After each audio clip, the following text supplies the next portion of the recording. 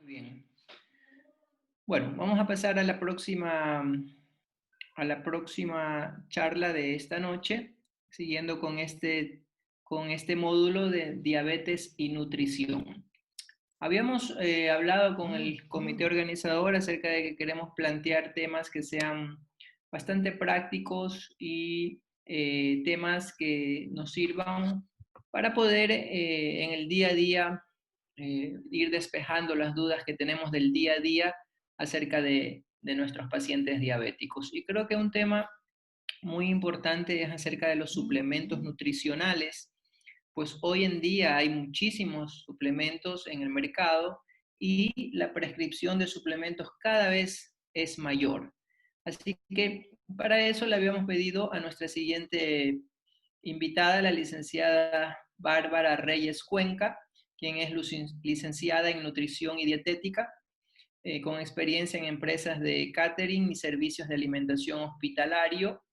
Actualmente parte del staff del Centro de Especialidades Médicas, Rehabilitación Física y Psicológica y simultáneamente nutricionista ocupacional en empresas privadas como parte del equipo de Oro Salud. Además, brinda atención personalizada en consulta privada enfocada en el manejo nutricional de enfermedades metabólicas. La licenciada Bárbara Reyes nos va a hablar entonces acerca del tema suplementos nutricionales para la diabetes, cuáles, cómo y cuándo. Buenas noches, licenciada Bárbara, bienvenida.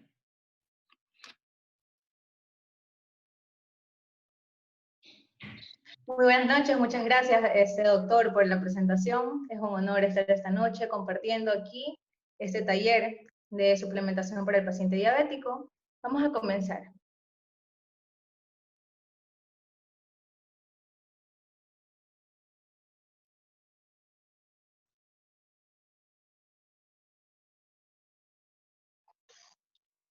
Bueno, suplementos nutricionales para la diabetes, para pacientes con diabetes. La suplementación nutricional es un tema que hoy en día, bueno, pues cuando los pacientes van a nuestra consulta, lo primero que sabemos escuchar es, licenciada, doctor, licenciada, ¿no nos va a enviar un suplemento? ¿No necesita algo más de vitaminas o algo? Entonces, bueno, no sabemos cuándo enviar y qué tipo de suplementación enviar. Entonces, hoy en día, hoy noche vamos a hablar acerca de ello. Diabetes mellitus, enfermedad crónica de diversa etiología, síntomas más frecuentes, factores ambientales como el sedentarismo o factores obesogénicos y genéticos. En América, 62 millones de personas tienen diabetes mellitus 2, según la Organización Panamericana de Salud y la Organización Mundial de Salud en el 2019. En Ecuador, según datos del Instituto Nacional de Estadísticas y Censos, es la segunda causa de muerte. Diabetes y COVID-19. La infección viral incrementa los requerimientos corporales de insulina en nuestros pacientes diabéticos, incluso pueden haber síntomas de anorexia o síntomas gastrointestinales propios del virus. Es por eso que es indispensable referir al paciente a grupos de educación en diabetes, así como también a nutrición. Y bueno, diferencia entre suplementos y complementos. Esto es algo que es muy controversial hoy en día. Bueno, vamos a ver la diferencia. Si bien la Real Academia Española son tomadas como sinónimos, no significan lo mismo, porque el suplemento sustituye o suple deficiencias nutricionales, a diferencia de un complemento, el cual complementa o refuerza la dieta. No se presenta como componente único en la dieta. El suplemento puede ser productos a base de hierbas, extractos vegetales, alimentos tradicionales, adicionados o no, vitaminas o minerales. Un complemento puede ser vitamina, mineral, carbohidratos, proteína y óxidos grasos para reforzar la dieta. En un caso de que nos llegue un paciente con diabetes, entonces le vamos a recomendar un suplemento, después de que haya sido evaluado nutricionalmente y pueda ser suplementado. Pero en el caso de que veamos que tiene un déficit de masa muscular, así como, por ejemplo, visibilidad en las partes óseas, entonces a este suplemento le vamos a añadir o lo vamos a complementar con módulos de proteína o lo vamos a completar con algún otro requerimiento que el paciente necesite. Entonces, esa es la diferencia entre el suplemento y el complemento. Es por eso que un suplemento puede actuar como un complemento, pero un complemento no puede actuar como un suplemento. Bases nutricionales. Los suplementos nutricionales son regulados como alimentos y no como medicamentos. La FDA no regula la eficacia de un suplemento nutricional, así como también los suplementos nutricionales no pueden estar rotulados como que curan una enfermedad o previenen dicha condición clínica, a diferencia de los medicamentos. Ofrecer suplementos nutricionales orales mejora el estado nutricional y previene su deterioro. En condiciones clínicas especiales, los suplementos nutricionales orales deben ajustarse a los desequilibrios metabólicos producidos en determinadas situaciones. Por ejemplo, estrés metabólico elevado, situaciones de hiperglicemias, afecciones renales, entre otros. Es por eso que una suplementación nutricional no debe ser la misma para todos. Así tengamos 2 pacientes con diabetes, puede que la condición clínica sea diferente. Que un paciente tenga también hipertensión, entonces necesita un suplemento nutricional con menos cantidad de sodio que un paciente que solamente tiene diabetes. Entonces, es por eso que tiene que ser siempre la prescripción individualizada. La fibra soluble y el aporte de hidratos de carbono de bajo índice glicémico en un suplemento nutricional oral, se asocia a un buen perfil glucémico. Vale recalcar que el índice glicémico es la velocidad en la que se mide un hidrato de carbono es absorbido y llevado al torrente sanguíneo.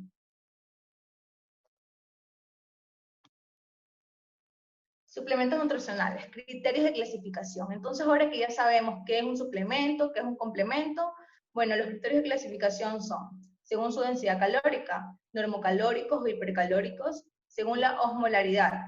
Lo ideal es que un suplemento nutricional tenga una osmolaridad aproximadamente de 300 miliosmoles sobre mililitros. Existen suplementos hipertónicos, hipotónicos, isotónicos. Vale recalcar que cuando un suplemento nutricional tenga en el rotulado que es hipertónico, hay que siempre recomendar a nuestros pacientes que se lo tomen de manera moderada, poco a poco, ya que debido a que son hipertónicos pueden generar alteraciones en los enterocitos del paciente y esto nos puede producir síntomas o signos gastrointestinales como distensión abdominal, náuseas, entre otros. También puede ser clasificado según los aportes de nutrientes, macronutrientes, micronutrientes u otros nutrientes. Puede tener también el suplemento nutricional como cofactores, enzimas, coenzimas, hierbas, tejidos orgánicos, glándulas o hasta metabolitos. También podemos clasificarlos según su grado de complejidad, poliméricos, oligoméricos o hidrolizados, como pueden ser elementales. Y según su criterio de clasificación, también lo podemos clasificar de acuerdo a su presentación en polvo, en cápsulas, tabletas, jaleas, geles, jarabe, emulsión, inyecciones, ampollas, líquidos para uso integral o así como también para enterar. Bueno, entonces, ¿cuánto es necesario suplementar? Según el Instituto Nacional de Excelencia de la Clínica y Salud, es necesario suplementar cuando una persona tiene malnutrición con un MC menor a 18.5 kilogramos sobre metros cuadrados, o cuando tiene una pérdida no intencional de peso mayor al 5% en 3 a 6 meses. También es necesario suplementar cuando una persona tiene riesgo de desnutrición, ha comido poco o nada durante más de 5 días, una pobre capacidad absortiva o pérdidas aumentadas o incremento de necesidades nutricionales aumentados, como un catabolismo o personas con potenciales problemas de deglución. Entonces ahí es cuando es necesario suplementar a un paciente. Entonces, cuando un paciente diabético tiene riesgo de malnutrición o desnutrición, dijimos que es necesario suplementar antes de que haya riesgo o cuando ya hay un riesgo de desnutrición o malnutrición. Pero cuando un paciente tiene riesgo, cuando un paciente tiene una condición clínica crónica, como en el caso de nefropatía diabética, debido al hipercatabolismo que se produce en estos pacientes, o cuando un paciente tiene enteropatía diabética, tiene síntomas como gastroparesia, dispepsia, malabsorción, diarreas, entonces ahí puede ser necesario el caso de suplementar al paciente. Cuando un paciente tiene neuropatía diabética, tiene un deterioro cognitivo, funcional, los cuidadores de estos pacientes por lo general suelen olvidar el control de carbohidratos, suelen tener una mala administración en la dieta del paciente, entonces ahí puede ser el caso de suplementar al paciente.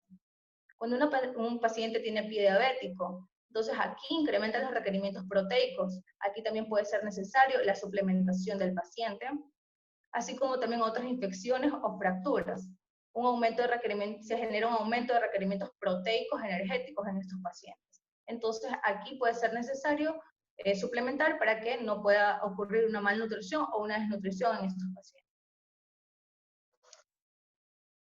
Entonces, indicaciones de los suplementos nutricionales. Ya, si un paciente tiene riesgo de malnutrición o riesgo de desnutrición, hay que evaluar su vía oral. Ok, ¿tiene apta la vía oral? Sí, entonces hay que ajustar su dieta. Antes de una suplementación oral siempre hay que ajustar su dieta.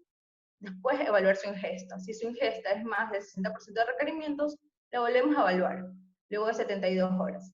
Si su ingesta es menor del 60% de requerimientos, ok, aquí sí enviar suplementación oral.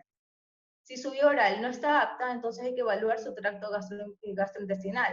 Si está funcional, hay que dar una alimentación por sonda o ostomía. Si no es funcional, entonces una nutrición parenteral.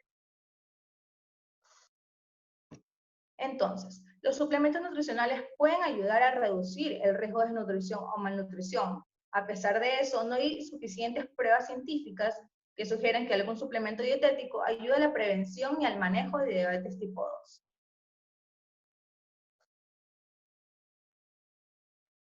Entonces, ¿pueden los suplementos nutricionales reemplazar la alimentación tradicional?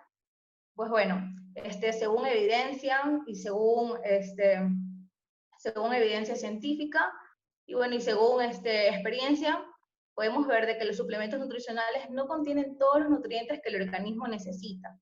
Puede ocurrir una dieta muy monótona en estos casos, si solo enviamos suplementación nutricional, puede haber déficits nutricionales, también genera incremento de costos. El tratamiento para una persona con diabetes avanzada puede costar hasta $25,000 anualmente. Dependiendo de la composición de un suplemento nutricional, puede causar náuseas, vómitos, diarrea, si es que es hipertónico o en algunos otros casos. Y también, dependiendo del contenido de nutrientes, puede causar reacciones adversas, como por ejemplo alergias o intolerancias en un paciente diabético. Entonces, dado esto, es recomendable, o sea, según mi punto de vista, no reemplazar la alimentación tradicional. Siempre, por siempre, lo más fisiológico va a ser una alimentación tradicional en el primero de los casos. Ahora, si optamos por dar suplementación a nuestros pacientes, si es que, bueno, vemos que tiene un riesgo de malnutrición o tiene un riesgo de desnutrición, ok, vamos a optar por dar un suplemento nutricional. Pero lo que tenemos que tener en cuenta en un suplemento nutricional es que siempre haya el nombre del suplemento y el nombre del nutriente o sustancia que incorpora. La lista de ingredientes en orden decreciente. Siempre la lista de ingredientes, lo que contienen los 3 primeros ingredientes de la lista de ingredientes es lo que más va a tener ese suplemento nutricional. Y lo último que encontramos en la lista de ingredientes es lo que menos va a tener el suplemento. Las indicaciones de los ingredientes pueden provocar alergias o intolerancias alimentarias. También la cantidad neta, la fecha del consumo preferente, la identificación del lote, las condiciones de conservación, la identificación de la empresa responsable de su dirección y el modo de empleo. Entonces, todos estos parámetros siempre tenemos que encontrar en el rotulado de la suplementación que vayamos a enviar. Así como también la dosis y el consumo diario recomendado por el fabricante y la advertencia de no superar las dosis diarias recomendadas. La indicación de mantener fuera del alcance de los niños más pequeños, la información sobre la cantidad de nutrientes o sustancias con un efecto nutricional o fisiológico del producto, por dosis diaria de consumo recomendado y el porcentaje sobre los valores de referencia. Otras menciones obligatorias como envasado en atmósferas protectoras, contiene edulcorantes, contiene regales, el cual puede producir toxicidad en muchos de los casos, o un consumo excesivo puede producir efectos laxantes, entre otros. Entonces, todo esto tiene que tener un suplemento nutricional y siempre el etiquetado nutricional tenemos que regirnos por, como vemos aquí, el tamaño por porción. Entonces, ¿cómo vamos a saber cuántas calorías nos da este suplemento nutricional? Siempre por el tamaño de porción que nos indica la etiqueta. Aquí, en este caso, este suplemento nutricional nos refiere de que el tamaño por porción son 4 cucharadas medidoras de 60 gramos. Entonces, todos los nutrientes que nos dice la etiqueta, el etiquetado, quiere decir de que lo encontramos en 60 gramos. O sea, todo el suplemento tiene 7 porciones en base, cada una, 7 porciones, cada una con 60 gramos. Entonces tenemos que tener muy en cuenta eso. Y bueno, aquí en esta diapositiva he puesto de manera aleatoria suplementos nutricionales para diabéticos, los que más encontramos en nuestro medio. Por ejemplo, el primero es alto en ácidos grasos monoinsaturados, contiene triglicéridos de cadena media, altos en energía y proteínas, perfil de lípidos balanceado, incluyendo aceite de pescado, rico en fibra soluble y bajo en sodio. Como lo mencioné anteriormente, siempre tenemos que preferir suplementos nutricionales para personas con diabetes que tengan índice glicémico bajo, que tengan fibra soluble y carbohidratos de lenta liberación. El suplemento que encontramos aquí es endulzado con maltitol, contiene proteína aislada de soya, proteína de suero lácteo, aceite de canola y girasol, fuentes omega 3 y omega 6, fibra FOS, vitaminas y minerales. El tercer suplemento que encontramos es un carbohidrato de lenta liberación, lo cual está muy bien. Tiene vitaminas, ácidos grasos, omega 3, aceites vegetales, fibra y fructooligosacáridos. Y el cuarto y último suplemento que he colocado en la diapositiva tiene una buena fuente de fibra, omega 3, y es bajo en grasas saturadas, contiene mioinositol y contiene fructooligosacáridos. Y bueno, como mensajes finales, la respuesta a la suplementación depende del estado nutricional de la persona. Es aconsejable siempre hacer una correcta evaluación nutricional de manera regular para detectar precozmente un posible déficit. Los suplementos no reemplazan la dieta habitual. La mayoría de las necesidades nutricionales se pueden obtener con una dieta balanceada. Y es indispensable una correcta educación a los pacientes por parte del personal de salud, enfocándose en factores de riesgo modificables e intervenciones en el estilo de vida. Una dieta sana, actividad física y pruebas de glucemia son herramientas básicas para el manejo de la diabetes tipo 2. Y bueno, quien se atreve a enseñar nunca va a dejar de aprender. Muchas gracias por su atención. Muchísimas gracias, licenciada Bárbara. Creo que fue muy claro y muy enfocada la charla hacia lo que precisamente queríamos conocer, ¿no? Hay algunas preguntas aquí. ¿Sí? A ver, la primera pregunta dice, ¿todos los suplementos son bajos en sodio? Bueno, existen, si es suplementos para pacientes con diabetes, porque tenemos bastante de suplementos, si es suplementos basados para pacientes con diabetes, unos contienen mayor cantidad de sodio que otros. Entonces Hablemos, tenemos que ver cuál se ajuste más al paciente. hablemos de un paciente diabético y que tiene como una comorbilidad hipertensión, que son muchos los pacientes que tienen estas dos patologías. ¿Qué suplementos estarían indicados en estos pacientes diabéticos hipertensos? Ya los suplementos que contengan menos de los suplementos que contengan en el rotulado que tienen bajos en sodio. En el rotulado mismo dice, son bajos en sodio. Entonces ahí esos deberían ser los más aptos para el paciente. Entonces, y ahí ponernos a descartar. Ok, muchas gracias. Ujú. Dice, ¿existe alguna indicación para suplementar, para hacer suplementación de rutina en pacientes diabéticos? O sea, ¿se debe Suplementación de rutina. suplementar a todo paciente diabético? No, Sí, no o se sea, debe suplementar a todos los pacientes diabéticos. Ahí, ¿esa fue toda la pregunta o hay un poquito más? sí. Bueno, la otra pregunta no tiene mucho que ver con la suplementación dietética. Esa parte quisiéramos conocer su opinión acerca de si todo paciente diabético debe ser suplementado o qué paciente específicamente. Ya, no todo paciente debería ser suplementado. Los pacientes que tienen, que necesitan, que no cumplen sus requerimientos nutricionales diarios, que a través de una buena alimentación no cumplen sus requerimientos o necesitan mayor requerimientos debido a algún estrés que estén teniendo, alguna otra condición clínica que que les hace gastar más energía, o cuando estos pacientes si ya no cumplen con su dieta y están teniendo alteraciones en la glucemia, y bueno, por lo general suelen ser pacientes que no están con cuidadores y no pueden cumplir con una dieta tal cual, entonces ahí en esos casos se podría enviar una suplementación nutricional. Ok. Otra pregunta, ¿cada cuánto tiempo es aconsejable hacer una nueva valoración nutricional a los pacientes? ¿Cada cuánto tiempo se debería hacer esta valoración nutricional?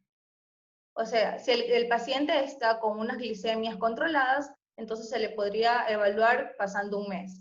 Si el paciente está con las glicemias descontroladas, está teniendo picos glicémicos mucho más seguidos, entonces cada 15 días. Y en un paciente, digamos que lo está viendo un médico general o especialista, y el paciente está bien controlado sus niveles glicémicos, su colesterol y todos los parámetros. ¿Cada cuánto tiempo sería aconsejable pedir una valoración nutricional con una nutricionista para que valore si la dieta la está realizando adecuadamente? De 1 a 3 meses. Si está bien controlado, cada 3 meses sería bueno. Si está bien controlado, cada 3 meses sería lo recomendable. Eso sí, que nunca descuide el apego de las indicaciones nutricionales. Perfecto. ¿Cuánto debe durar, perdón, cuánto debe durar como mínimo un tratamiento con suplemento nutricional en un paciente con desnutrición? Ya hasta mejorar la condición del paciente, hasta que ya comiencen a haber menos signos y síntomas de desnutrición, hasta que el paciente ya comience a tener mejor apetito, mejor hambre, hasta que ya la condición clínica del paciente esté mejorando. Entonces ahí decimos, bueno, ok, hasta aquí se da la suplementación y comenzamos con la dieta habitual. Ok. Hay una pregunta en cuanto a los pacientes diabéticos, si en ellos se debe priorizar los suplementos proteicos o los suplementos calóricos. En los pacientes diabéticos, depende del caso del paciente. Si el paciente requiere un aporte extra de proteínas, en ese caso sí. Si no, igualmente esa suplementación siempre por siempre debemos primero la dieta. Si no cumple, debemos dar una dieta enriquecida, fortificada. Si no vemos que no hay resultados con una dieta enriquecida, ahí sí mandar suplementación. Ok. Buenas noches. ¿Puedo preguntar? Claro, adelante, Pablo. Buenas noches, claro. Hola, ¿cómo está? Mucho gusto, licenciada Bárbara Reyes, ¿cómo le va? Doctor Pablo Morocho le Bueno, habla. Eh, Mi pregunta va en relación a de que siempre, por lo general, llegamos a tener pacientes, sobre todo diabéticos, desnutridos también. Ahora, ¿con cuál de los que usted acaba de colocar ahí en la pantalla, con cuál de esos particularmente usted se siente más cómoda para trabajar? ya.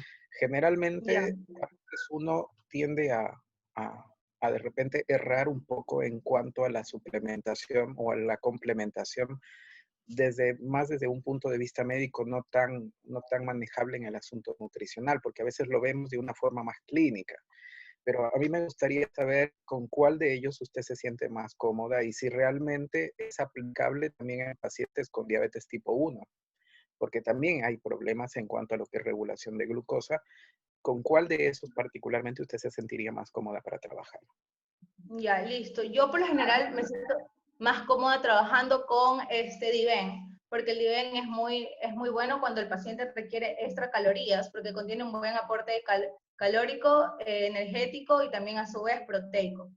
Entonces, si el paciente no necesita extra de calorías, sino está bien nutricionalmente, solamente requiere no tanto aporte calórico, entonces me sé regir por glucerna.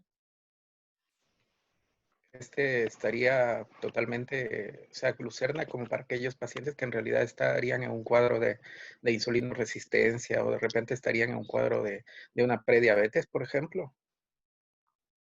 Si lo requiere, si se necesita, realmente, si el paciente requiere suplementación, sí, yo sí lo recomendaría, la verdad, yo sí lo recomiendo.